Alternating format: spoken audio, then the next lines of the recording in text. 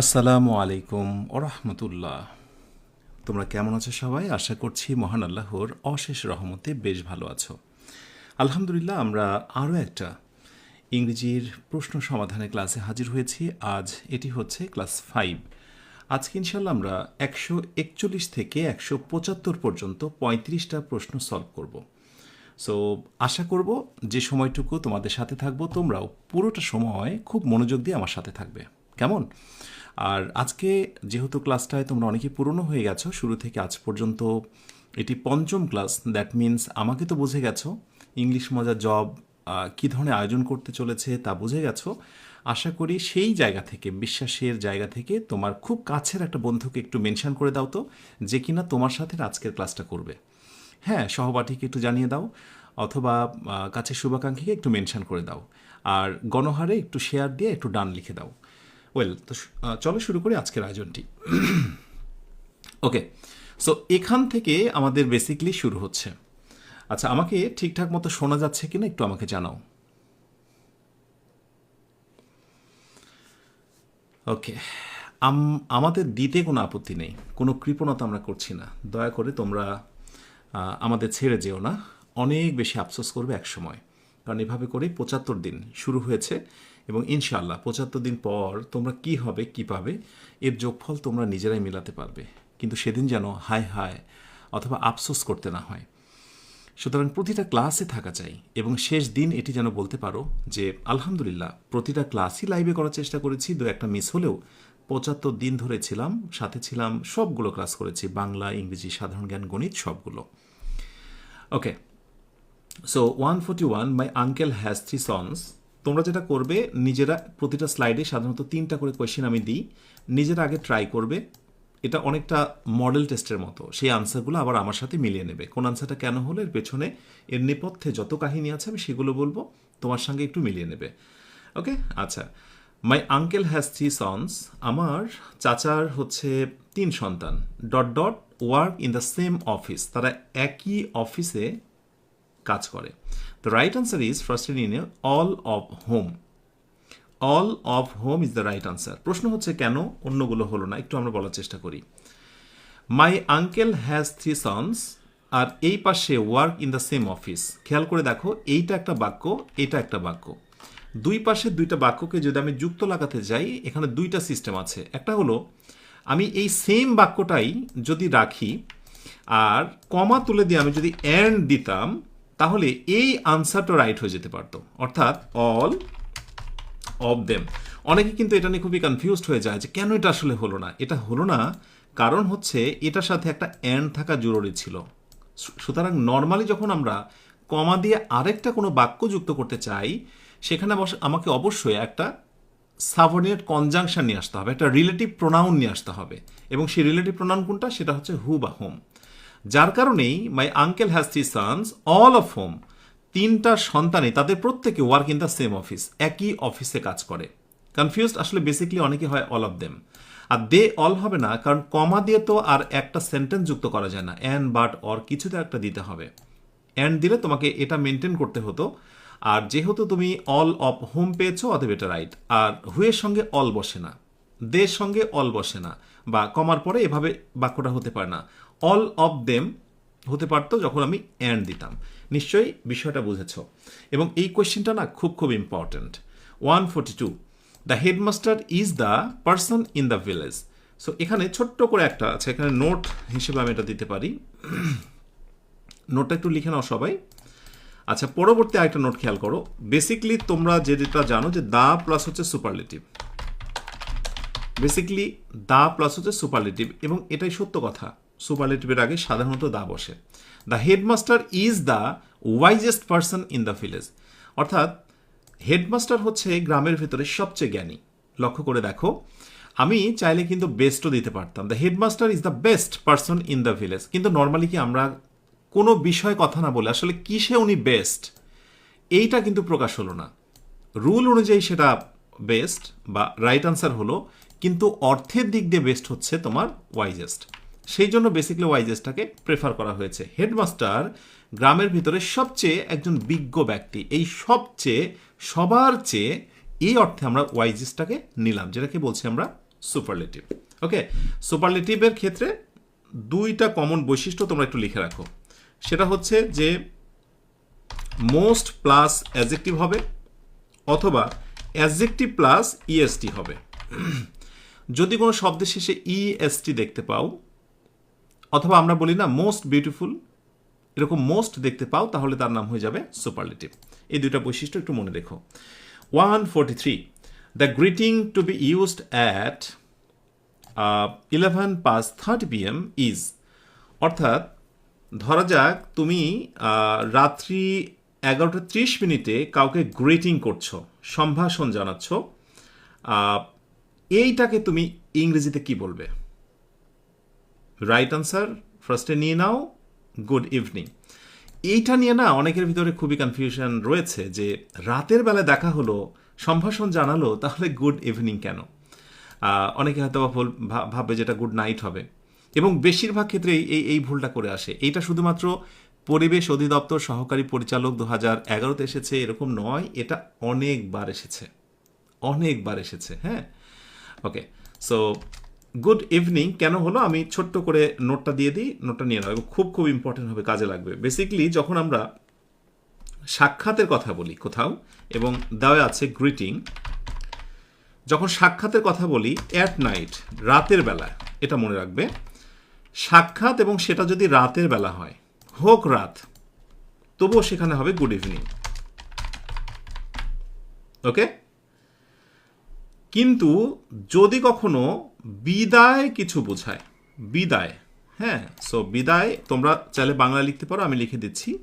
ধরো পার্টিং, এটা বিদায়, বিদায় মুহূর্তে, পার্টিং অ্যাট নাইট, বা তোমরা অন্য কথা লিখতে পারো বিদায় মুহূর্ত। ধরো কোনো একটা পরিবারে রাতের বেলায় দেখা করতে গেলে দরজা দিয়ে ঢুকেই তুমি কেবল বেড়াতে গিয়েছো, দরজাটায় প্রবেশ করছো, মেন ফটোকে ইটস গ্রিটিং টাইম, অতএব তাকে বলতে হবে গুড ইভিনিং ফ্রেন্ড, তুমি কেমন আছো, তার মানে তুমি এই মুহূর্তে ফ্রেন্ডের পাশে আসলে। আর যখন তুমি রাতের বেলায় বিদায় নিচ্ছ, হতে পারে এই গুড ইভিনিং বললে কিছুক্ষণ আলাপ হলো, 10 মিনিট পর তুমি বের হচ্ছ, তখন আর গুড ইভিনিং বলতে পারবে না, এটা পার্টিং টাইম, রাতের বেলা, এটা হচ্ছে তখন গুড নাইট, তখন হচ্ছে গুড নাইট। খুবই সিম্পল কথা, প্রথমে যাওয়া রাতের বেলা গুড ইভিনিং, ফিরে আসা গুড নাইট। সো বলাই হয়েছে গ্রিটিং, যে তুমি সম্ভাষণ জানাচ্ছ, ক্লিয়ার করা হয়েছে রাত 11:30 তুমি যখন কাউকে সম্ভাষণ জানাচ্ছ, তার মানে তুমি কেবল গিয়েছো, অতএব তুমি কি বলবে? Good evening. আই হোপ তোমরা প্রত্যেকে বুঝতে পেরেছো, এবং এই স্লাইডে কার কয়টি হয়েছে একটু আমাকে জানাও। আমরা পরের স্লাইডে আসতে পারি, 144। আচ্ছা, দ্য ওয়ার্ড অ্যামিকেবল, অ্যামিকেবল মানে কি? বন্ধুত্বপূর্ণ, তাই না? অ্যামিকেবল বলতে কি বোঝায়? বন্ধুত্বপূর্ণ। Means friendly, the right answer is friendly, very very important. একটা জিনিস সবসময় মনে রাখবে, সিনোনিম অ্যান্টোনিমের ক্ষেত্রে মূল শব্দটা যে পার্টস অফ স্পিচে থাকবে, আনসারটাও কিন্তু সেই পার্টস অফ স্পিচে হবে। অ্যামিকেবল এটা হচ্ছে অ্যাডজেক্টিভ, সুতরাং অ্যাডজেক্টিভটাকেই তোমার প্রাধান্য দিতে হবে। এখন অনেকের মনে হতে পারে যে স্যার ইলয় থাকলে তো অ্যাডভার্ব হওয়ার কথা, তাই না? আচ্ছা, আমার মনে হয় যে এই গোলক ধাঁধাটা একটু আমাদের দূর করা প্রয়োজন। চলো আমরা গোলক ধাঁধাটা একটু দূর করে দিই। বেসিকলি এটা মনে রাখবে, একটু পরে আবার পেতে পারো এরকম, যে নাউনের সাথে যদি কখনো এলওয়াই যুক্ত হয়, এরকম অনেক শব্দ আছে, fatherly, motherly, heavenly, timely, friendly, এইরকম নাউনের সাথে যখন এলওয়াই যুক্ত হয় তখন তার নাম হয়ে যায় অ্যাডজেক্টিভ। ওকে, এখন যারা খুবই কনফিউজড যে এলওয়াই তো অ্যাডভার্বের সঙ্গে থাকে, তাদের জন্য বলছি, কিন্তু যদি কখনো অ্যাডজেক্টিভের সাথে এলওয়াই থাকে, যেমন হচ্ছে beautifully, nicely, wisely, right? So অ্যাডজেক্টিভের সঙ্গে এলওয়াই থাকলে তার নাম হচ্ছে অ্যাডভার্ব। ব্যাস, এখন আমি যদি কোনোদিন জিজ্ঞাসা করি যে বলো তো টাইমলি, নতুন একটা টেস্ট দেওয়া হচ্ছে, একটা টেস্ট, এবং বলা হচ্ছে টাইমলিটা কোন পার্টস অফ স্পিচ। এখন অপশনে বলা হচ্ছে অ্যাডজেক্টিভ, অপশন বিতে বলা হচ্ছে অ্যাডভার্ব। আমাকে জানাও দেখি রাইট আনসারটা তুমি কি নেবে। আর যারা এই কথাগুলো বলো যে স্যার মানে বলো না তো, প্রথম দিন শুরু করেছিল অনেকে, পরবর্তীতে বুঝে গেছো যে আসলে এই ক্লাসগুলো না বেসিক টু অ্যাডভান্স সব কিছু, একটা প্রশ্ন দিয়ে বেসিক থেকে শুরু করে যে অ্যাডভান্স ইনফরমেশন দেওয়া যায় তার প্রমাণ হচ্ছে এটা। সুতরাং আমি তোমাদেরকে ইনশাআল্লাহ প্রমাণ করে দেব, আমি আমার ইংরেজিতে 1000 প্রশ্ন সমাধান করব। 1000 প্রশ্ন ইজ ইকুয়াল টু কমপক্ষে 10,000 প্রশ্ন সমাধানের সমতুল্য। যে কোনো প্রতিযোগিতামূলক পরীক্ষাতে হুবহু 10,000 1000 প্রশ্নের মধ্যে কমন পাবে, অথবা সিমিলার বা এটার অনুরূপ তোমরা প্রশ্ন কমন পাবে। এবং একটা সময় পুরো বাংলাদেশে ট্রেন্ড হয়ে যাবে যে প্রশ্ন সমাধান করেই চাকুরি পরীক্ষায় কমন পাওয়া যায়। তবে সমাধানটা হতে হবে এই ধরনের।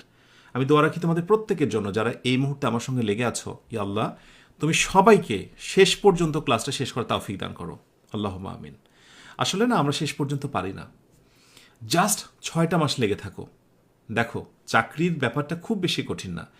যত কিছুই হোক না কেন মেধাবীদের চাকরি হয়, যত কিছুই হোক পড়ুয়াদের চাকরি হয়। তুমি মেধাবী না হতে পারো, একটু পড়ুয়া হও, দ্যাটস এনাফ। মাশাআল্লাহ, আত্মবিশ্বাস নিয়ে বলছো। টাইম শব্দটা যেহেতু নাউন, অতএব নাউনের সঙ্গে এলওয়াই হয়েছে, সুতরাং এটাকে আমি এবার আত্মবিশ্বাসের সাথে বলবো, এটার নাম হচ্ছে অ্যাডজেক্টিভ। ফাইন। আচ্ছা, অ্যাট এ স্ট্রেচ মিনস, এটা একটা ইডিয়ম। আমি এই পুরো আয়োজনে দেখা যাচ্ছে 15-20টা ইডিয়ম দেবো, 15-20টা কারেক্ট স্পেলিং দেবো, 15-20টা সিনোনিম অ্যান্টোনিম দেবো, দেখবে ইনশাআল্লাহ ঘুরে ফিরে এগুলো কত পরিমাণে আসে। আচ্ছা, অ্যাট এ স্ট্রেস মানে হচ্ছে টানা, একটানা, কোনো রকম বিরতি ছাড়াই কোনো কাজ চলে। ভেরি ভেরি ইম্পর্টেন্ট একটা idiom. 46 number, he is a man to depend on. To depend on এরপরে আন্ডারলাইন করা হয়েছে এবং বলা হয়েছে এটার নাম কি। 146 এর রাইট উত্তরটা হলো অ্যান অ্যাডজেক্টিভ ফ্রেজ। প্রশ্ন হলো কেন? প্রথম কথা হলো এই সেন্টেন্সটা একটু বাংলা জানার চেষ্টা করি আমরা। বাংলাটা কি বলো তো দেখি। তিনি নির্ভর করার মতো একটা মানুষ। He is a man to depend on, তিনি একজন নির্ভর করার মতো মানুষ। আমাকে বলো তো হি ইজ আ ম্যান আমি যদি বলি কোথাও, কথাটা ক্লিয়ার না? ভালো করে বুঝো, কথাটা ক্লিয়ার। এখন কেউ যদি বলে যে আচ্ছা এই ম্যান সম্পর্কে বাড়তি কিছু একটা বলেন, তাহলে এটা হচ্ছে সেই মানুষ ইজ ইকুয়াল টু যার প্রতি কি করা যায়, টু ডিপেন্ড অন, যার প্রতি একটু বিশ্বাস করা যায়। আচ্ছা, নাউন সম্পর্কে যখন এক্সট্রা কোনো তথ্য দেওয়া হয়, এক্সট্রা ইনফো, তার নাম হচ্ছে অ্যাডজেক্টিভ। এটা যেন মনে থাকে। আমরা তো এটা জানি, নাউন বা প্রোনাউন সম্পর্কে যখন অতিরিক্ত কোনো তথ্য দেওয়া হয়, দোষ গুণ অবস্থা সংখ্যা পরিমাপ, তার নাম হয়ে যায় অ্যাডজেক্টিভ। সুতরাং টু ডিপেন্ড অন এটি হচ্ছে অ্যাডজেক্টিভ ফ্রেজ। ফ্রেজ কেন? লম্বা অনেকগুলো শব্দ, তাই। দ্যাটস এনাফ, অনেকগুলো শব্দ, তাই হচ্ছে এটি ফ্রেজ। আশা করি বুঝতে পেরেছ। আমার প্রিয় জব প্রার্থীদেরকে বলবো যে আমার পড়ানোর স্পিড, আমার গতি সব কিছু ঠিক আছে কিনা একটু কমেন্টে জানাও। কিন্তু কথা দিতে হবে, আজকে রেকর্ড করতে হবে যে শুরু থেকে ইনশাআল্লাহ ছিলাম। ওয়েল, নেক্সটে আসতে পারি। এই স্লাইডে কয়টা জানাতে হবে এবং প্রতিনিয়ত আপডেট থাকতে হবে। শয়তানকে ধারের কাছেও আসতে দেওয়া যাবে না, কেমন? আচ্ছা, নেক্সটে আসি আমরা 147। I hard the baby. Yes, এইবার আমি তোমাদের প্রমাণ করে দেব যে মাঝে মাঝে কিছু প্রশ্ন তুমি কমন পেতে শুরু করবে। যেমন আই হার্ড দ্য বেবি, আমি শিশুটা শুনেছিলাম কি, I hard the baby crying for his food, যে খাবারের জন্য কাঁদছে, খাবারের জন্য কাঁদছে। একই সেন্টেন্সে যখন দুইটা ভার্ব থাকে, বেসিকলি নর্মালি শেষের ভার্বের সঙ্গে আইএনজি হয়। নিশ্চয়ই তোমাদের নোটটা মনে আছে, না থাকলে একটু মনে করে দিই।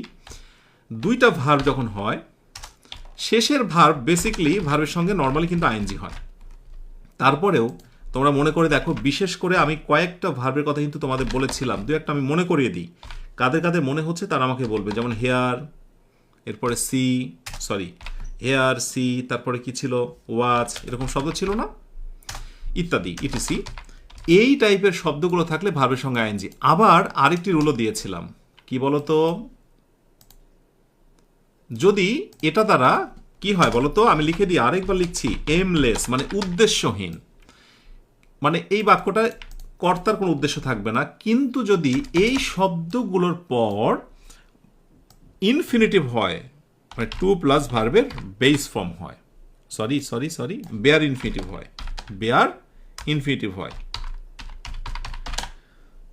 FINIT ইনফিনিটিভ, সেটা হচ্ছে যখন কোনো পারপাস থাকবে, PURPOSE পারপাস, ঠিক আছে, NOTIC নোটিস, এরকম অনেকগুলো শব্দ ছিল। তো বেসিকলি এই রুলটা যে একই সেন্টেন্সে দুইটি ভার্ব থাকলে শেষের ভার্বের সঙ্গে হচ্ছে আইএনজি। কিন্তু যদি আমি এই বাক্যটা দিতাম INOTIC, notice the baby, BABY, baby feeling in the gap for his food. এইবার তুমি এখানে রাইট উত্তরটা কি দিতে বলো? I noticed the baby ... for his food. দ্রুত, আমাদের ক্লাস শুধু প্রশ্ন সমাধানের নয়, প্রশ্ন সমাধান নয়, এটি সাজেশন। প্রশ্ন সমাধান করে আবার আরেকটি প্রশ্নের আনসার দেওয়ার মতো ক্ষমতা তৈরি করা। ইয়েস, এই ধরনের শব্দগুলো যদি থাকে এখানে দিয়ে রাখি। ঠিক আছে, so I notice the baby, এরপরে বেয়ার ইনফিনিটিভ, সো রাইট উত্তর হতো ক্রাই। বুঝতে পেরেছ? কারণ এখানে আমার একটা স্পষ্ট উদ্দেশ্য আছে, আমার পারপাস আছে। আমি তাকিয়েছিলাম, লক্ষ্য করেছিলাম বেবিটার দিকে যে সে কাঁদছে। I notice the baby Cry for his food, যে কিনা খাবারের জন্য কাঁদছিল এমন একটা বাচ্চা দিকে আমি লক্ষ্য করেছিলাম।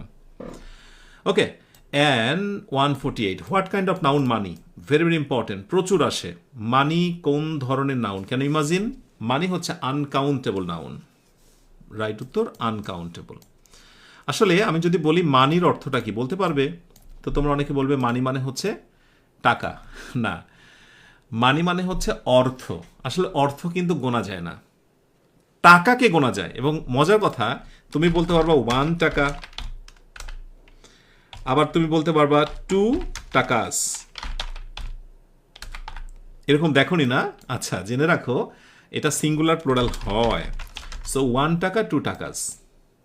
ওকে, কিন্তু কখনো যেটা বলতে পারবা না সেটা হচ্ছে যে 1 মানি, রাইট, অথবা হচ্ছে 2 মানি, এগুলো বলতে পারবে? বলতে পারবে না। কেন বলতে পারবে না? কারণ এগুলো হচ্ছে আনকাউন্টেবল। আনকাউন্টেবলকে কখনো গণনাযোগ্য কোনো কিছু দিয়ে গণনা করা যায় না। 1টা 2টা এগুলো বলা যায় না। এ তো সুন্দর, টাকা, ডলার, দিরহাম। ভেরি গুড, অনেকে রেসপন্স করছো আমার সঙ্গে। 149, if anyone wants to talk to me, যদি কেউ আমার সাথে কথা বলতে চায়, টেল ... টু কল ব্যাক লেটার, তাহলে তাকে পরবর্তীতে আমার সাথে কথা বলতে বলো। The right answer is them. খুব খুব ইম্পর্টেন্ট একটা বিষয়। আচ্ছা, প্রথমত এটার জন্য একটা জিনিস জানতে হবে, সেটা হচ্ছে যদি কোথাও ... বডি যুক্ত, BODY, বডি যুক্ত কোনো প্রোনাউন থাকে। এখন বডি যুক্ত মানে কি? অ্যানিবডি, সামবডি, নো বডি ইত্যাদি। এই বডি যুক্ত যখন প্রোনাউন থাকবে সেইটার বেসিকলি প্রোনাউন হিসেবে ইনডিফিনিট প্রোনাউন। এটা এই ইনডিফিনিট প্রোনাউনের বেসিকলি যেটা ধরা হয়, মাস্কুলিন হলে হি আর ফেমিনিন হলে শি।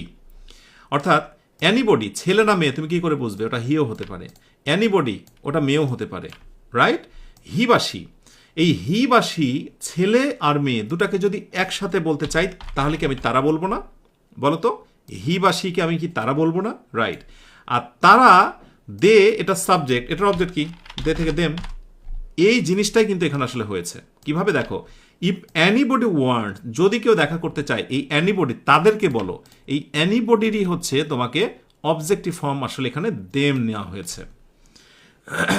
অনেকের কাছে হয়তো বা হিম রাইট মনে হতে পারে, তাহলে হিম যদি রাইট হয় তাহলে হারও রাইট হবে। আর এই হিম এবং হারকে একসাথে বোঝানো হয়েছে দেম দ্বারা। আশা করি বুঝতে পেরেছ। Anybody, right. ওকে, সো এই স্লাইডে কার কয়টি হলো একটু জানাও। আসলাম পরের স্লাইডে, 155। মাশাআল্লাহ, এখনো তো লেগে আছো।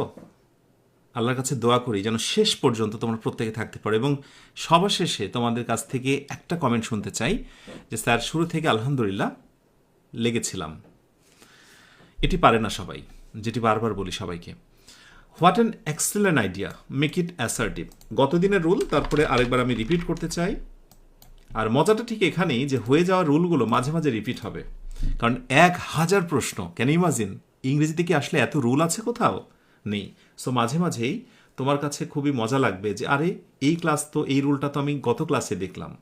হোয়াট অ্যান এক্সেলেন্ট আইডিয়া, যখনই কোথাও আর্টিকেল থাকে, বেসিক্যালি এ আর এন থাকে, ... এ স্ল্যাশ হচ্ছে এন থাকে, যখনই এ বা এন থাকে, এই বাক্যগুলোকে আমরা যখন কি করতে চাই, সরি হোয়াট এ বা এন মিসিং হয়েছে, হোয়াটের পরে এ বা এন থাকে, যখন আমরা সেটাকে পরিবর্তন করতে চাই, মানে এক্সক্লেমেটর থেকে অ্যাসার্টিভ করতে চাই, তখন বেসিক্যালি যেটা করতে হয়, সব ঠিক থাকে ডট ডট, এই আর্টিকেল এ বা একটা এন আসে, একটা এ চলে আসে এবং এর পরে একটা ভেরি নিয়ে আসতে হয়। এই জিনিসটা না অনেকে ভুল করে ফেলে। এই শর্টকাটটা তোমরা প্রত্যেকে মনে রাখবে। What an excellent idea. So right আনসারটা ফার্স্টে নিয়ে নিই। It is a very excellent idea. কিভাবে হলো আমরা একটু মিলে দেখি। আসলে what an excellent idea it is, এই কথাটা লুকানো আছে। ইট ইজ এই কথাটা লুকানো আছে, কারণ এটা পরিপূর্ণ বাক্য হতে গেলে ইট ইজটা এখানে দিতে হতো। আচ্ছা, দেওয়া নেই, ভালো কথা। এটা মনে মনে ধরা হলো ইট ইজ, আর ভেরি আমাকে নিয়ে আসতে হবে, তাহলে ভেরির পূর্বে তো অবশ্যই এ বসে। সো আ ভেরি, তারপরে এক্সেলেন্ট আইডিয়া। অন্যান্যগুলোতে এক্সেলেন্ট আইডিয়া দেওয়া হয়েছে, ভেরি নেই। আর এখানে আবার সব ঠিক আছে, এক্সিলেন্টটা বদলে গুড হয়ে গেল। কেন এমনটা? It is an excellent idea, এখানে অ্যান আছে কিন্তু ভেরি নেই। সো এই জিনিসটা খুবই গুরুত্বপূর্ণ বিষয়। ছোট ছোট টিপস। যে কয়টা স্পেলিং পরীক্ষায় সবচেয়ে বেশি আসে তার ভিতরে এটা একটা।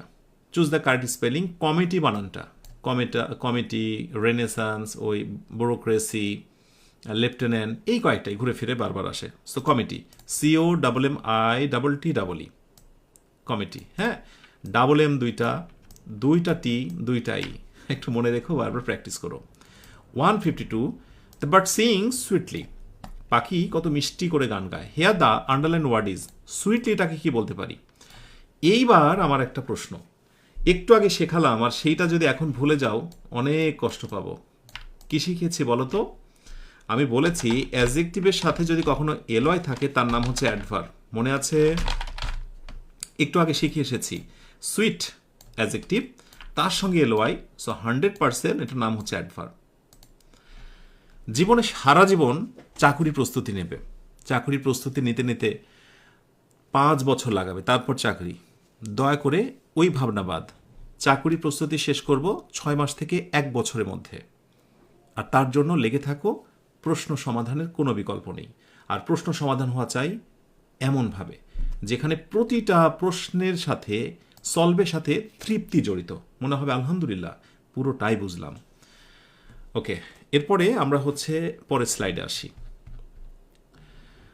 সবশেষে জানতে চাইবো কার কয়টা হয়েছে। 153, what kind of verb is the word went in the sentence the dog went mad. দেখো, নর্মালি তোমরা যেটা জানো যে গো থেকে ওয়েন্ট, গো মানে যাওয়া আর ওয়েন্ট মানে গিয়েছিল। কিন্তু এটা কি তুমি জানো যে go is equal to become হতে পারে? নোটটা একটু করে রাখো। অর্থাৎ গো মানে যাওয়া, বিকাম মানে হওয়া, তাই তো? কিন্তু যদি কোনো বাক্যতে গো ব্যবহার করে বিকামের মতো অর্থ হয়, তাহলে বুঝতেই পারছো এখানে গো মানে যাওয়া নয়, অন্য কিছু। তাহলে আমি যদি এই বাক্যটা এখানে লিখি, একটু খেয়াল করি সবাই, যে বাক্যটা উপরে দেখতে পাচ্ছ, the dog went mad, versus এই ওয়েন্টের জায়গাতে আমি জাস্ট বিকাম থেকে বিকেম করে দেব। হ্যাঁ, লুক অ্যাট দিস, এই জায়গাটা একটু ফোকাস দাও তোমরা। দেখো এই জায়গাটা কি হয়েছে, এই বাক্যের অর্থও যা, এই বাক্যের অর্থও তাই। অর্থাৎ কুকুরটা পাগল হয়ে গিয়েছিল, তার মানে এখানে ওয়েন্ট মানে যাওয়া নয়, পাগল হয়ে যাওয়া। সুতরাং যদি কোনো বাক্যতে গো বিকাম হয়ে যায়, তার নাম কি? এইটা জানার আগে তোমাকে একটা জিনিস জানতে হবে, লিঙ্কিং ভার্ব, VERB। ইংরেজিতে কিছু ভার্ব আছে যেগুলো বারবার দেখতে পাবে। একটা হচ্ছে be verb, am, is, are, was, were, specially এই কয়টা। এর সঙ্গে হচ্ছে সিম, এর সঙ্গে হচ্ছে ফিল, স্টে, রিমেইন, অনেক আছে, আমি কয়েকটা দিলাম। আর আরেকটা হচ্ছে টি ওয়ার্ন, টার্ন, আর আরেকটি হচ্ছে গো, সবচেয়ে বেশি ব্যবহৃত হয়। এই ভার্বগুলোর নাম হচ্ছে লিঙ্কিং ভার্ব। কি ভার্ব? Linking verb. যদি ছোট্ট করে একটা জিনিস জেনে রাখো যে লিঙ্কিং ভার্বের ইংরেজি গ্রামারিয়ানরা আরেকটা নাম দিয়েছে এবং তার নাম হলো কাপুলেটিভ ভার্ব। কি নাম? কাপুলেটিভ ভার্ব, COPULATIV, কাপুলেটিভ ভার্ব। তাহলে আজকের এই আনসারটা তোমার কাছে খুব ইজি হয়ে যাবে এবং তুমি বলবে রাইট উত্তর হচ্ছে এখানে ওয়েনটাকে আমরা বলবো কাপুলেটিভ ভার্ব। এবং কোনো একদিন কোনো একটা পরীক্ষায় কাপুলেটিভ ভার্ব না এসে ওখানে যদি লিঙ্কিং ভার্ব থাকে, তুমি কি আনসার দিতে পারবে না? অবশ্যই পারবে। এবং আমি বিশ্বাস করি তোমার কাছে ব্যাপারটা এরপর থেকে খুবই হাস্যকর মনে হবে যে যাহাই লিঙ্কিং ভার্ব তাহাই copulative verb. That's fine. 154, I promise I dot dot smoke again. আমি প্রমিস করছি পরবর্তীতে আর স্মোকিং করব না। এগেন থাকা মানে সেটার অর্থ নেগেটিভ হয়ে যায়। একটা জিনিস আমরা অনেকেই জানি না, সেটা একটু জেনে রাখবো। সেটা হলো যে কিছু শব্দ কিছু সময়কে ইঙ্গিত করে। তার ভিতরে যেমন হোপ, HOP, হোপ। তার ভিতরে হচ্ছে প্রমিস। এই শব্দগুলো ডিরেক্টলি ফিউচারকে ইন্ডিকেট করে, ফিউচার ইন্ডিকেটর, মানে ফিউচারের নিদর্শন বহন করে। সো আই প্রমিস আমি যখনই বলেছি তার মানে আমি কথাটা বলেছি যে I promise I will not smoke again. আমি প্রমিস করছি আমি আর কখনো স্মোকিং করব না। উইল নট, তো উইল নট তো নেই। উইলেরই ফিউচার ইন দ্য পাস্ট আছে, সেটি হচ্ছে ওন্ট। নিশ্চয় আমরা অনেকে জানি সেটা হচ্ছে উইল আর উড এর মধ্যে পার্থক্যটা কি। উইল হচ্ছে নর্মাল কথা আর উড হচ্ছে একটু বেশি ডিটারমিনেশন, বেশি শক্ত করে বলা। সুতরাং I promise I would not smoke again. So right উত্তর হচ্ছে উডেন্ট। বুঝতে পেরেছ? বেশি দৃঢ়ভাবে বলার জন্য আমরা উড ব্যবহার করি। That's fine. 155, he father the plan, here the word father. এই বাক্যটা দেখে আমার একটা ছোট্ট গল্প মনে হলো, একটা শিক্ষার্থীর গল্প, 15তম শিক্ষক নিবন্ধনের। এই প্রশ্নটা সে প্রথমে মনে করেছিল যে ফাদার হবে না, এখানে ওয়াটার হবে, মানে এরকম অনেক নাউন আছে, ভার্ব হয়। তো সে কি করেছে, এরকম বাক্য দেখেছে, হি ওয়াটার দ্য প্ল্যান্ট, সে গাছে পানি দিয়েছে, তো সেখানে ওয়াটার করেছে। এখন ওয়াটার দেওয়ার পরে দেখছে যে এইখানে তো আসলে প্ল্যান্ট না, এখানে প্ল্যান আছে। তখন তো সে চিন্তায় পড়ে গেছে যে ভুল তো দুই জায়গাতে হওয়ার কথা না। তখন সে বলছিল যে ফাদারের আসলে নিশ্চয়ই কোনো অর্থ আছে। এবং তারপরে কথাটা আসলো যে আসলে ফাদারে বাংলা অর্থ কি। ফাদার এর মানে হলো যে কোনো বিষয়ে কোনো উদ্ভাবনীতে জনক হওয়া। ওই শিক্ষার্থীটার সাথে আমার ফিজিক্যালি কথা হচ্ছিল। আমি তাকে তখন এটা ধরে বুঝিয়েছিলাম যে দেখো, তুমি যেটা জানো যে ওয়াটার মানে পানি, এরকমই ইংরেজিতে অনেক শব্দ আছে নাউন, কিন্তু সেগুলো আবার ভার্বও হতে পারে। তার ভিতরে ওয়াটার আছে, ম্যান আছে, ফাদার আছে, গার্ডেন আছে। সো ফাদারের এখানে বাংলা অর্থ হয় কোনো কিছু জন্ম দেওয়া, উদ্ভাবন করা। সে এই পরিকল্পনাটির উদ্ভাবক ছিল। কি চমৎকার বাংলা না? সে এই পরিকল্পনাটির উদ্ভাবক ছিল। তোমরা কারা কারা ফাদারের এই বাংলাটা জানতে একটু আমাকে জানাবে কমেন্টে। তাহলে ফাদারটাকে আমরা কি বলবো? অবশ্যই আমরা ভার্ব বলবো। বাট এখানে তোমাদের যে জিনিসটা জানতে হবে, কোনো নাউন যদি কখনো ভার্বের মতো কাজ করে, মানে নাউন ছিল কিন্তু সেটা ভার্ব হয়েছে, তাহলে এই জাতীয় ভার্বের একটা নাম আছে, ডিনোমিনেটিভ। লিখে রাখো, ডিনোমিনেটিভ। অর্থাৎ মূলত নাউন কিন্তু অবস্থান ভেদে বাক্যে ব্যবহারে সেটির নাম হয়ে যায় ভার্ব। এটার নাম হচ্ছে ডিনোমিনেটিভ ভার্ব। কারণ কোনো একদিন এটা শুনলে হয়তো তুমি অবাক হয়ে যেতে। তো আশা করি আজকের পর সেটি হবে না। মাশাআল্লাহ, আমরা 155 নাম্বারে চলে এসেছি। আজকে আমাদের টার্গেট 175। জানাও এই স্লাইডে কার কয়টি হয়েছে। জীবনে কৃতজ্ঞতা ছাড়া না নিজের কিচ্ছু নেই। আমরা সবাই কৃতজ্ঞ হতে শিখব। যা কিছু ভালো সেটা অন্যের সাথে শেয়ার করব, তবেই কৃতজ্ঞতা প্রকাশ করা হয়। আর যা ভালো অন্য কাউকে জানতে দেব না, নিজের কাছে রাখব। এ ভালোর পুরো ভালোটা নিজের মাঝে থাকে না। প্লিজ ক্লাসটি শেয়ার করে দাও কাছের সহপাঠীকে, যিনি জব প্রার্থী রয়েছে, তার জন্য অনেক কাজে লাগবে এবং দিন শেষে কোনো না কোনো এক সময় তুমি তার থেকে অনেক দোয়া পাবে। 156, this book is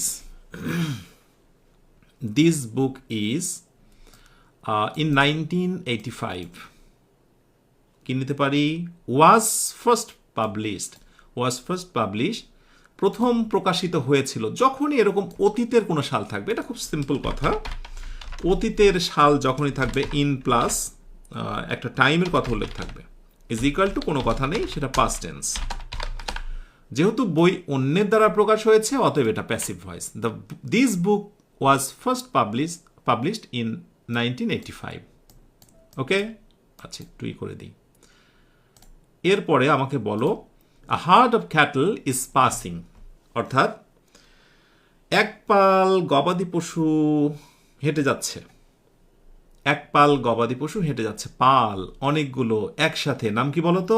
collective noun. যখন কোনো একটি মোমেন্ট, মুহূর্ত আসবে, আমরা শেখাবো নাউন নিয়ে বিস্তারিত কথা। তবে এইটুকু তো জানো, পাল, ইউনিট, দল, সব কিছুকে একসাথে আমরা বলি কালেকটিভ নাউন। আর কালেকটিভ নাউন থাকলে ভার্ব হয় সিঙ্গুলার। এই কথা কোথায় বলেছিলাম? প্রথম দিকের ক্লাসে বলেছিলাম, মনে আছে? হ্যাঁ। আর যদি এই শুধু ক্যাটেল ইজ পাসিং করতাম উদাহরণস্বরূপ, তাহলে কিন্তু ক্যাটেল আগে দা দিতাম। ভালো করে বুঝো, অর্থাৎ এই নোটটা রাখতে পারো তোমরা। নর্মালি কিন্তু কালেকটিভ নাউনের আগে আর্টিকেল দেওয়া হয়, কিন্তু যখন নির্দিষ্ট কিছু শব্দ আছে, গ্যালাক্সি, হার্ড, স্কুল, শোল, এগুলো মুখস্থ করবে, এগুলো সমন্বয়েও কালেকটিভ নাউন হয়। এগুলো থাকলে তখন এ বসে, এ গ্যালাক্সি, আ হার্ড, আ শোল, এই টাইপের শব্দগুলো দিয়ে কালেকটিভ হয়। 158, which has the identical singular and plural form, অর্থাৎ নিচের কোনটা সিঙ্গুলার এবং প্লুরাল হচ্ছে এক, সে হচ্ছে ডাইস। এই ডাইসটা প্রচুর পরিমাণে আসে। ডাইস বিশেষ ধরনের খোপ বা একটা ফর্মাকে ডাইস বলা হয়। এটার সিঙ্গুলারও যা, প্লুরালও তাই। সো আমি পাশে লিখে দেব singular and plural. Singular plural হচ্ছে কি? সেম, কোনো পার্থক্য নেই। সিঙ্গুলার এবং প্লুরাল হচ্ছে same. Okay, but spectrum, stimulus আর বেসিস, এগুলার প্লুরালটা কি হবে জানা আছে তোমাদের? একটু বলো দেখি। এই ইউএম যেখানে যেখানে থাকবে সেখানে একটা এ দিয়ে দেবে, আর ইউএস যেখানে যেখানে থাকবে সেখানে একটা আই দিয়ে দেবে। এই ধরনের যত বানান থাকবে। আর বেসিস, BASES, এই আইটা থাকলে সেখানে ই করে দেবে। আমি দেখানোর জন্য বললাম, পরে এরকম অনেক শব্দ পাবে। তাহলে স্পেকট্রাম, এটার প্লুরাল হচ্ছে স্পেকট্রা। এ দিয়ে দেবো আমরা, স্পেকট্রা, এখানে একটা এ দিয়ে দেবো, কেমন? আর স্টিমিউলাস, জাস্ট ইউএসটা তুলে দিয়ে আমরা কি দেবো বলো তো? একটা শুধু আই দিয়ে দেবো, শেষে একটা আই দিয়ে দেবো, ব্যাস হয়ে গেল। আর বেসিস তো আমরা পেয়েছি। এই ধরনের কিছু নাউন আছে ঘুরে ফিরে, আমি আমার 1000 প্রশ্নের ভেতরে হয়তো হাতে গোনা 15-20টার মতো এরকম দিয়ে দেবো, এবং দেখবে ঘুরে ফিরে ওইগুলোই বারবার আসছে ইনশাআল্লাহ। জানাও এই স্লাইডে কার কয়টি হলো। এবার পরে slide 159, I am going to dot dot USA, the is the right answer. Normally যদি আমি বলতাম ইউনাইটেড স্টেট অফ আমেরিকা, না বলে আমেরিকা বলতাম, আমি কোনো দেশের নামের আগে আর্টিকেল বসে না নর্মালি, কিন্তু যেটা বসে সেটি হচ্ছে the plus cross plus no article, আর কি কান্ট্রি নেম। কিন্তু দা বসে যাবে, দা প্লাস কান্ট্রি নেম কি? অ্যাব্রিভিয়েশন, মানে ছোট করে যেগুলো অ্যাব্রিভিয়েশন আমরা দিই ছোট করে, হ্যাঁ, country name abbreviation, USA, UK, এরকম USA, UK, UAE, এরকম শব্দগুলোর পূর্বে আমরা দা ব্যবহার করব, ঠিক আছে? সো USA আমরা এখানে দা দিয়ে দিলাম, কিন্তু যদি আমি এখানে আমেরিকা লিখতাম তাহলে নো আর্টিকেল হতো। 160, price for bicycle can run, অর্থাৎ বাইসাইকেলের দামটা বেড়ে যেতে পারে অ্যাজ হাই অ্যাজ টাকা 2000, অর্থাৎ 2000-এর মতো বেড়ে যেতে পারে বা কমে যেতে পারে। কোনো জিনিস বেড়ে যাওয়া বা কমে যাওয়ার ক্ষেত্রগুলোতে অ্যাজ হাই অ্যাজ আমরা ইউজ করি, হ্যাঁ, এটা।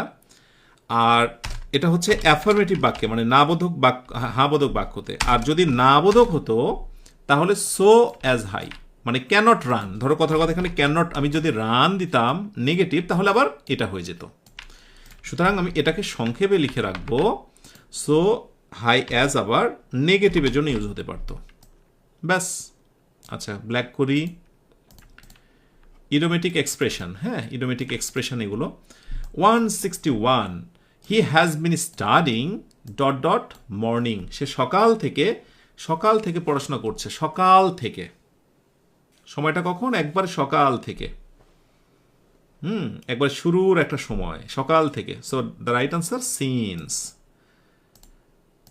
ওকে, যে জিনিসটা তোমাকে জানতেই হবে, যদি কোনো কন্টিনিউয়াস টেন্স হয়, মানে সরি প্রেজেন্ট পারফেক্ট কন্টিনিউয়াস,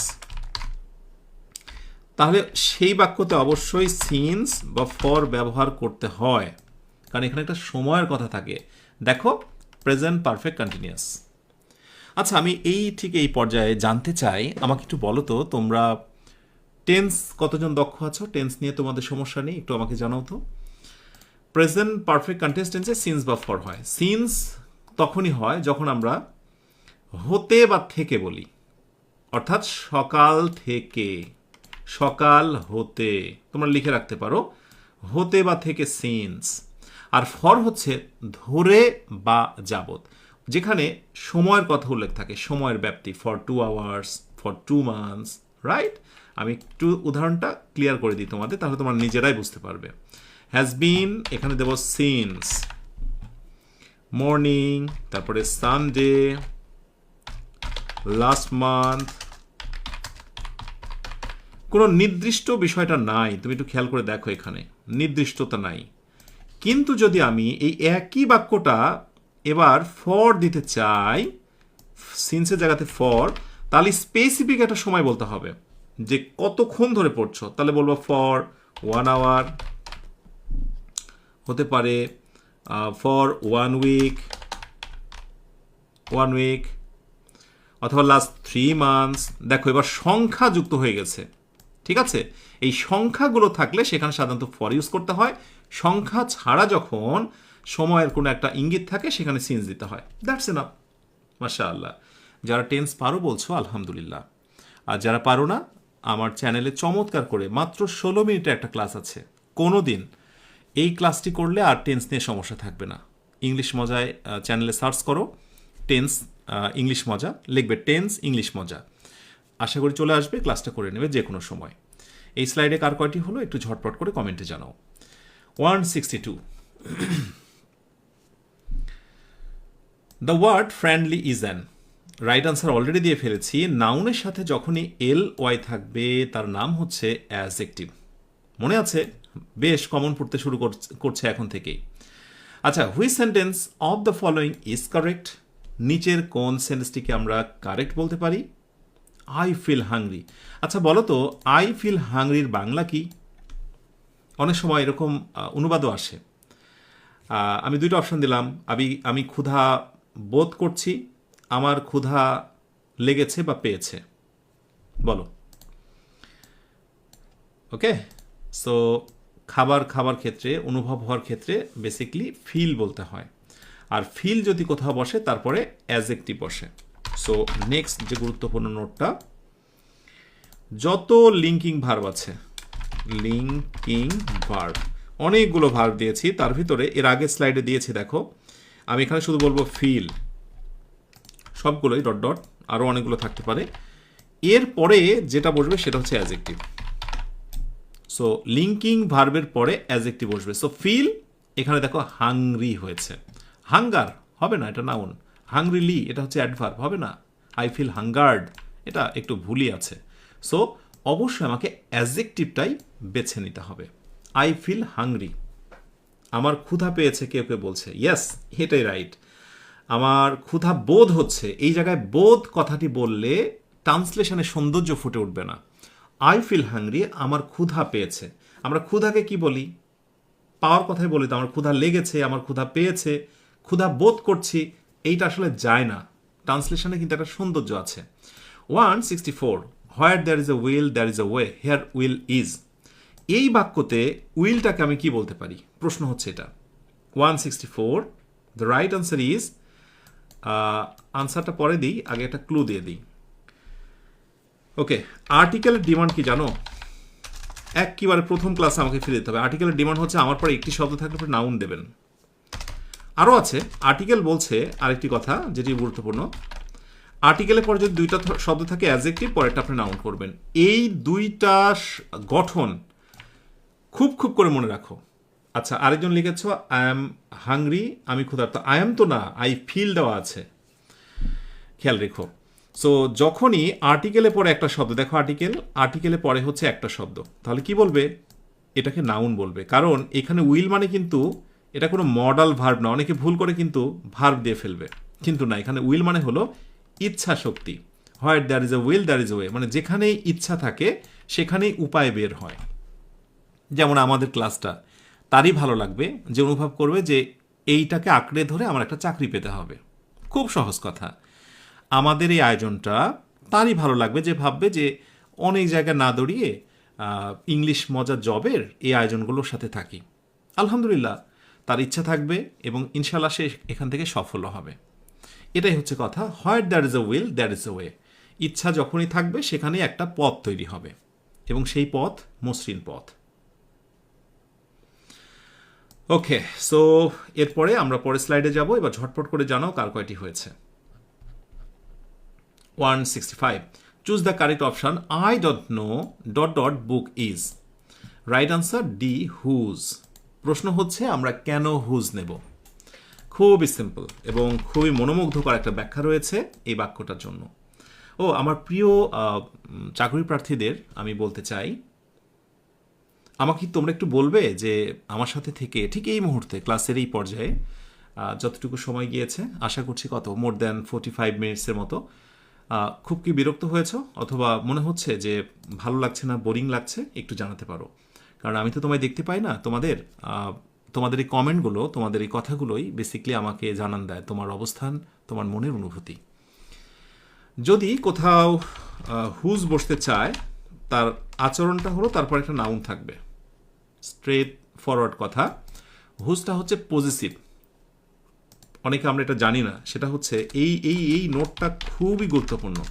যেমন হি, হিম, এরপরে হিজ আছে না, ঠিক তদ্রূপভাবে তোমরা মনে রাখবে যে হু হচ্ছে সাবজেক্ট, আর হোম হচ্ছে তার অবজেক্ট, আর হুজ হচ্ছে তার পজিটিভ।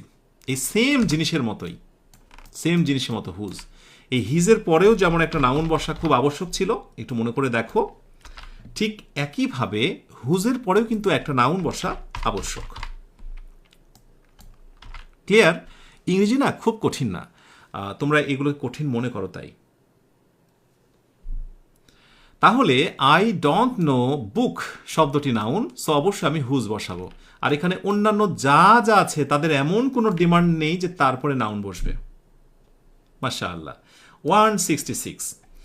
একজনের কমেন্ট হচ্ছে ক্লাসগুলো 50 মিনিটের মধ্যে হলে ভালো হতো। আচ্ছা, তোমরা আমাকে বলো তো, আমি যদি 50 মিনিটের ভিতরে তোমাদের ক্লাস এর থেকেও খুব দ্রুত গতিতে নেই, সত্যিই কি তোমরা উপভোগ করবে?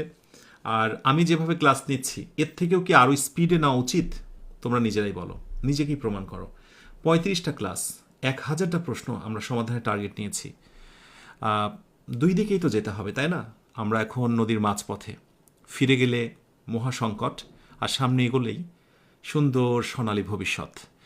একটু কষ্ট হোক না, আর কত সময় তো নষ্ট হয়, হোক না 50-এর জায়গায় আর 10-15 মিনিট একটু অ্যাড করি আমরা, ইনশাআল্লাহ। তাতেও যদি আমরা লক্ষ্যে পৌঁছে যাই। Okay, so plural form of goose. Goose মানে হচ্ছে রাজহাঁস। জাস্ট এটার প্লুরাল কি, খুবই গুরুত্বপূর্ণ কিছু সিঙ্গুলার প্লুরাল আমি দিয়ে যাব। এই গুজ মানে হচ্ছে রাজহাঁস, এটার প্লুরাল হচ্ছে রাজহংসী, গুজ গিজ। আমি যখন ছোটবেলার কথা মনে আছে এইটা পড়তাম, খুব মজা করে পড়তাম, এবং তোমরাও বলো, দেখো বারবার অনেক মজা লাগবে। গুজ গিজ, গুজ গিজ, গুজ গিজ, হ্যাঁ, ছোটবেলার কথা। Okay, so 167. The past participle form of the verb spread. Spread মানে ছড়িয়ে যাওয়া। এটা পাস্ট পার্টিসিপল কি? স্পেডের পাস্ট পার্টিসিপল ফর্ম হচ্ছে স্পেডি, অর্থাৎ কোনো পরিবর্তন নেই। সাথে এই নোটটা একটু মনে রাখো, ইংরেজিতে এরকম অনেক শব্দ আছে, যেমন হচ্ছে হার্ট, কয়েকটা মনে রেখো।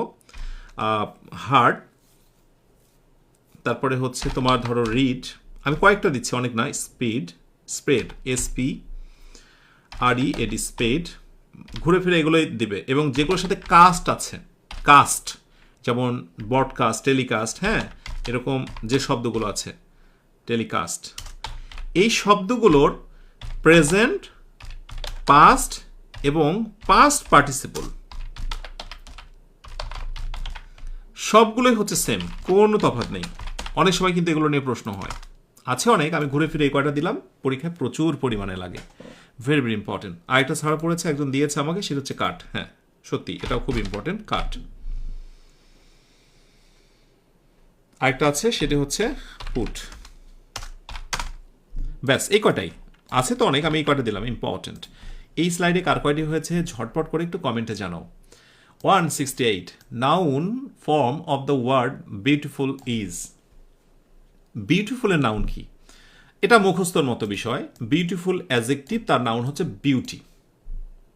এটা যে নাউন তার প্রমাণ হচ্ছে টিওয়াই। এর আগে মনে করে দেখো, আমি এরকম তোমাদের কিছু নোট দিয়েছিলাম, যে নোটগুলোতে বলা ছিল যদি এরকম টিওয়াই থাকে, সি থাকে, তারপরে নেস থাকে, তারপরে শান থাকে, টিআইওয়ান শান থাকে, তারপরে নেস থাকে, তারপরে হুড থাকে, এটসেট্রা, এগুলো হচ্ছে নাউন। এই বৈশিষ্ট্যগুলো যেখানে দেখতে পাবে তার নাম কি বলবে? নাউন বলবে। ওকে, আলহামদুলিল্লাহ, তোমরা অনেকে পেরেছো। Identify the determiner in the following sentence, অর্থাৎ এই সেন্টেন্সে ডিটারমিনার কোনটা। এখন যখনই আমি ডিটারমিনারের কথা বলবো, তোমাদের মাথায় একটা স্মৃতি ভাসতে হবে যে ডিটারমিনারের ডিমান্ডটা কি। ডিটারমিনারের ডিমান্ডটা কি জানো? ডিটারমিনারের ডিমান্ড হচ্ছে, ডিটারমিনারের পরে অবশ্যই একটা নাউন থাকবে। আর ডিটারমিনার কোনগুলো আমি তোমাদেরকে কিন্তু বলেছিলাম। এখন নাউনের পূর্বে যে শব্দ থাকবে তার নাম ডিটারমিনার, সাব কথা। কিন্তু যদি নাউনের আগে দুইটা শব্দ থাকে, তাহলে কি ওই সেম আর্টিকেলের মতোই এখানে একটা অ্যাডজেক্টিভ হয়ে যাবে। ঠিক আছে? তো নর্মালি আমরা এইটা না ব্যবহার করে আমরা এই রুলটার মধ্যে থাকি। দেখো, I have no news, news শব্দটা নাউন, নাউনের পূর্বে যে নো বসেছে, এই নো এর নাম হলো ডিটারমিনার। আমি মানছি তুমি ডিটারমিনার বোঝো না, কিন্তু এইটুকু তো বুঝলে যে নাউনের পূর্বে যে শব্দটা থাকে তাকে ডিটারমিনার বলা হয়। এইটুকু নিয়ে রাখো, ইনশাআল্লাহ পরবর্তী কোনো না কোনো ক্লাসে এই বিষয়টা আরও অনেক বেশি তুমি ক্লিয়ার হবে। মনে রেখো, শেখা জিনিসটা এইভাবে একটু একটু করে পূর্ণতা পায়। একদিনেই ধাম করেই একটা শিশু কখনোই তার ম্যাচিউরিটিতে পৌঁছায় না। একটু একটু করেই আমাদের সামনে শিশুর মেধার বিকাশ ঘটে, এটি দৃশ্যমান হয়। এভাবে করে আমার সাথে লেগে থাকো, বেশি তো দিন নয়, 75 দিন। এরপর দেখো ইংরেজি শেখার এই জায়গাটা তোমার কাছে কত বেশি পরিষ্কার হয় এবং তুমি কত বেশি আত্মবিশ্বাসী হও। 170, Farida said to her mother, I shall go to bed now. 170-তে রাইট আনসার আমরা কি দিতে পারি? Can imagine? Yes, the right answer is Farida told her mother that she would go to bed then. আচ্ছা, ন্যারেশন তোমরা কারা কারা পারো মোটামুটি একটু জানাও তো আমাকে। দেখো, এটা অ্যাসার্টিভ সেন্টেন্স, তাই সেট তুলে দিয়ে আমরা দিলাম হচ্ছে টোল্ড। এর বাকি আছে তাই ইনভার্টেড কমা তুলে দিলাম দ্যাট। ফার্স্ট পারসন সাবজেক্ট ফরিদাকে ফলো করেছে, সেই জন্য শি, আমরা জানি শ্যাল বা উইল থাকলে সেখানে উড হয়ে যায়। এখানে শুডও হতে পারতো, অন্যটাতে শুড আছে কিন্তু অন্যান্য ভুল আছে। হ্যাঁ, ওকে, অন্যান্য ভুল আছে। Told her mother that he should, উডটা বেস্ট, মানে ফিউচারের অর্থের জন্য would best. Go to bed, right, now থাকলে কি হয়? নাও থাকলে দেন হয়ে যায়। হয়েছে। এই ছোট ছোট বিষয়গুলো মাশাআল্লাহ অনেকেই বলছো পারি, তাহলে একটু ঘোষা মজা করলে মোটামুটি হয়ে যাবে। হ্যাঁ, ওকে। 171, which sentence is not correct, অর্থাৎ নিচের কোন সেন্টেন্সটিকে আমরা কারেক্ট বলতে পারি না, মানে কোনটি ভুল। এটার পূর্বে আমি বলি কিছু শব্দের কিছু নিদর্শন আছে, কিছু শব্দের কিছু নিদর্শন আছে। ভুল, আই ওয়ান্ট দ্যাট হি গোজ, এটা হচ্ছে ভুল। ফার্স্টে এই ভুলটা বলি। এই বাক্যতে আরও একটা ভুল আছে, সেটা হচ্ছে আই ওয়ান্ট দ্যাট হি গো, এটাও একটা ভুল। ঠিক আছে, কি ভুল তুমি দেখো, তুমি হয়তো বলতে পারো এখানে তো স্যার হি গোজ আছে, এটা রাইট হওয়ার কথা। এখানে এটা না হয় ভুল মানলাম, কিন্তু এটা তো ঠিক না। এবার ঘটনাটা দেখো, ওয়ান ভার্বটার পর সরাসরি তোমার অবজেক্ট বসে, ওয়ান্টের পর সরাসরি অবজেক্ট বা একেবারে ক্লজ বসবে। ওয়ান্টের পর সরাসরি ক্লজ বসবে। যেমন আমি এরকম বললাম যে I want him to go, I want him to go, আমি চাই সে যাক। দেখো ওয়ান্টের পরে অবজেক্ট, তারপরে বাকি অংশ। সো ওয়ান্টের পরে দ্যাট ক্লজ বসানো যাবে না, এই দ্যাট ক্লজ বসানোর কারণেই হয়েছে ভুল। So C number right. আর প্রেফারে পরে দ্যাট হি গো যেতে পারে, এটাও রাইট। তার মানে ভুল হচ্ছে আমার এইটা এবং হচ্ছে এইটা। অপরাধ কি আমার? ওয়ান্টের সাথে দ্যাট বসে না। আমি বাংলাদেশ কৃষি উন্নয়ন কর্পোরেশনের সহকারী প্রশাসনিক কর্মকর্তার একটা পরীক্ষাতে এসেছিল, আমি জানি না এটা হয়তো বা প্রশ্নকর্তার মিসিং ছিল, বাট এটা হচ্ছে right. 172, had I the land, অর্থাৎ আমার যদি ল্যান্ড থাকতো, ভালো করে বুঝো, আমার যদি ল্যান্ড থাকতো। এখন অনেকে ভাবতে পারো যে স্যার আপনি যদি বলছেন, ইফ তো নাই, আপনি যদি কেন বলছেন? হ্যাড আই দ্য ল্যান্ড, আমার যদি জমি থাকতো। ইয়েস, খুবই গুরুত্বপূর্ণ জিনিস, তোমাকে জানতে হবে। মনে রাখো, if I had the land, এলে এন্ড ল্যান্ড ডট ডট যা থাকে থাকুক, এইটা আর হ্যাড আই দ্য ল্যান্ড, এই দুইটার মধ্যে অর্থের কোনো পার্থক্য নাই। তোমরা বলতে পারো এখানে ইপ আছে, এখানে ইপ নাই। কেন নাই একটু বলি। তোমরা যখন কন্ডিশনাল সেন্টেন্স শিখবে, সেইখানে সুন্দর করে এই কথাগুলো বলা থাকবে। আমিই বলবো যে ইপটা বাক্যর শুরুতে না বসে যদি সেই বাক্যতে হ্যাড শুরুতে চলে আসে, তাহলে এই হ্যাডের গর্ভে একটা ইপ লুকানো থাকে। এই হ্যাডের গর্ভে ইপ লুকানো থাকে। এই হ্যাড একই সাথে ইপের অর্থ দেয় এবং হ্যাড তার টেন্সের কাজ করে। সো যেই বাক্যতে হ্যাড একটাই, সেটা কিন্তু পাস্ট টেন্স। এখন একটু মনে করে দেখো তো, তোমাদের সেকেন্ড কন্ডিশন তোমরা যারা বোঝো, না বুঝলেও সমস্যা নেই। সেকেন্ড কন্ডিশন হচ্ছে ইপের পরে যদি পাস্ট ইনডিফিনিট থাকে, তাহলে পরে কি হয়ে যায়? Would plus V1। অনেকবার আমি এই রুলটা দিয়েছি তোমাদের। সো মনে মনে ধরে নিলাম ইপ আছে, পাস্ট ইনডিফিনিট, এই যে had I the land, past indefinite কিন্তু এটা। তাহলে পরবর্তীতে কি হবে? উড প্লাস ভার্বের বেস ফর্ম। সো 72 নম্বরে আমরা কি নেব? I would set up I school, অর্থাৎ আমার যদি জমি থাকতো আমি একটা স্কুল স্থাপন করতাম। বুঝো না? খুব কঠিন লাগছে? কন্ডিশনাল সেন্টেন্সটা একটু দেখবে কেমন। আচ্ছা, 173, এভরিবডি লাইকস ফ্লাওয়ার। খুব মজার ইন্টারেস্টিং একটা জিনিস। এভরিবডি, সামবডি, মনে আছে তোমাদের? যত বডি যুক্ত, একটু আগেই দিয়েছি তোমাদের, যত বডি যুক্ত নাউন আছে, যত বডি যুক্ত, সেইগুলো ইজ ইকুয়াল টু দে নেওয়া হয়। কেন দে নেওয়া হয়? ভালো করে বুঝো। এভরিবডি, সামবডি, এনিবডি মানে হচ্ছে হি, যে কোনো জন। ছেলেরা খুশি। এখন মেয়েরা বলছে আমরা কি এর ভিতরে নেই? তো তাদের জন্য হচ্ছে সি। তার মানে এভরিবডি, সামবডি, এনিবডি মানেই হচ্ছে হি বা C.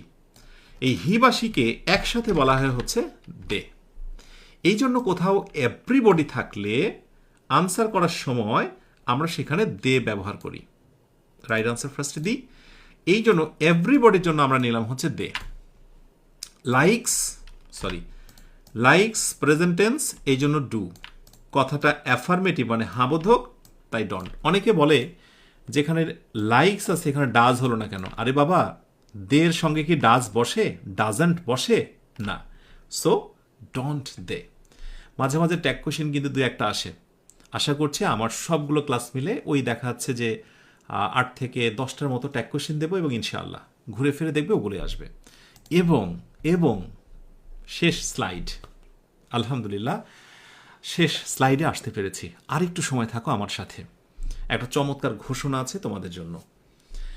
174, I wish you success in life. What type of sentence is it? এটাকে আমরা কোন ধরনের সেন্টেন্স বলতে পারি? আচ্ছা, একজনের প্রশ্ন, কোথায় ডু আর কোথায় ডাজ হবে, তাই না? আচ্ছা, সিঙ্গুলার হলে ডু হয়, আর সিঙ্গুলার হলে ডাজ হয়, আর প্লুরাল হলে ডু হয়। আমি বুঝতে পেরেছি তোমার এই প্রবলেমগুলো। ওকে, সলভ করতে হবে। দেখি, সো যখনই ইচ্ছা, আশা, আকাঙ্ক্ষা এগুলোর কথা প্রকাশ হয় তখন সেটা অপটেটিভ হয়। দেখো নর্মালি কিন্তু আমরা অপটেটিভ বলতে যেটা বুঝি সেটা হলো সেখানে থাকে কি উইশ, ওখানে থাকে কি উইশ, কোন একটা ইচ্ছা। আর আমরা সাধারণত এরকম করে বলি যে মে অথবা লং যদি কোনো বাক্যতে থাকে, যেমন may you, may Allah bless you, long live the king, এই বৈশিষ্ট্যগুলো থাকলে অবশ্যই সেটা অপটেটিভ, এটা অস্বীকার করার উপায় নেই।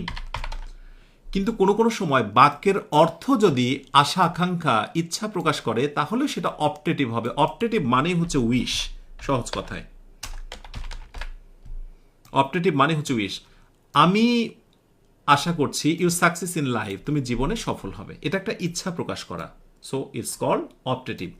গঠনগতভাবে অ্যাসার্টিভ মনে হচ্ছে কিন্তু অর্থগতভাবে এটা হচ্ছে optative. And last, hurry off, we have to go in 5 minutes. খুবই মজার একটা ব্যাপার। ইন 5 মিনিটস অর্থাৎ বাংলাটা বুঝো, তাড়াতাড়ি করো, we have to go in 5 minutes অর্থাৎ 5 মিনিট শেষ হওয়ার মধ্যেই যেতে হবে, 5 মিনিট শেষ হওয়ার মধ্যেই যেতে হবে। হারিয়া বলেছি তো এই কারণে। তো এখন এই দুইটা বাক্যের অর্থ দেখো, ইংরেজির বৈচিত্র্যতা একটু খেয়াল করো। এনওটি নোট, যারা আমার সঙ্গে এই মুহূর্তে লাইভে আছো বা পরবর্তীতে ক্লাসটি দেখবে, তোমরা মনে রেখো আমার প্রতিটি ক্লাসের স্লাইড ইংলিশ মজার জব নামক পেজে চমৎকার করে দেওয়া হয়। এবং তোমরা যারা এই মুহূর্তে লিখছো যে অধ্যায় ভিত্তিক পেলে ভালো হতো, তোমাদের এই 2-1 জনের ধারণা পুরোটাই পাল্টে যাবে। জাস্ট অধ্যায় মধ্যায় বাদ দিয়ে 1000 রফিক স্যারের করব, কি বলে, প্রশ্ন সলভের ক্লাস করব, দেখবে ধারণা পাল্টে যাবে। কারণ আমরা তো জানি যে কেন অধ্যায়ভিত্তিক শুরু করিনি। এই অধ্যায়ভিত্তিক শুরু করে কমনই আসে না, সেটা আসলে সেকেন্ডারি অপশান হিসেবে আমরা রেখেছি।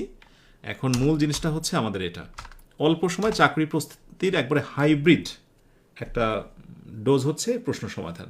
সো আমরা চাইলে এখানে বায়ো দিতে পারি। বোথ আর কারেক্ট। পার্থক্য দেখো, যদি বলি we have to go in 5 minutes অর্থ হচ্ছে 5 মিনিট